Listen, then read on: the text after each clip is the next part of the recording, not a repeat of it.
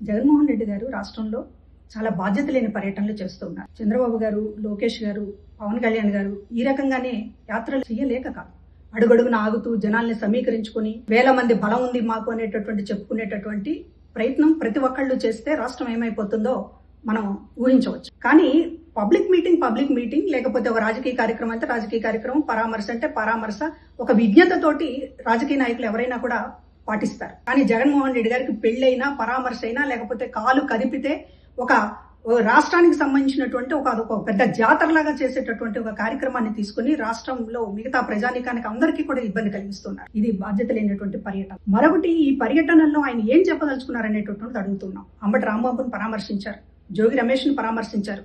వారు మాట్లాడినటువంటి బూతులు మా పార్టీ సంస్కృతి కాదు అనేటటువంటిది ఏ రోజైనా ఒక మాట మాట్లాడారా? ఆ రోజు కొడాలి నాని కానీ, వల్లభనేని వంశీ కానీ, అసెంబ్లీలో మిగతా వాళ్ళు కానీ భువనేశ్వర్ గారి మీద ఇష్టం వచ్చినట్టు మాట్లాడుతున్నప్పుడు మీరు నవ్వి ఆనందించారు తప్ప ఈ బూతులు మాట్లాడే పరిస్థితి మాది కాదు అనేటటువంటిది ఎందుకు మీరు ఇప్పటిదాకా ఒక మాట చెప్పలేకపోయారు? వరా రవీంద్రారెడ్డిని వెనకేసుకొచ్చారు, ఈ రోజు అంబటి రాంబాబుని వెనకేసుకొస్తున్నారు, జోగి రమేష్ని వెనకేసుకొస్తున్నారు.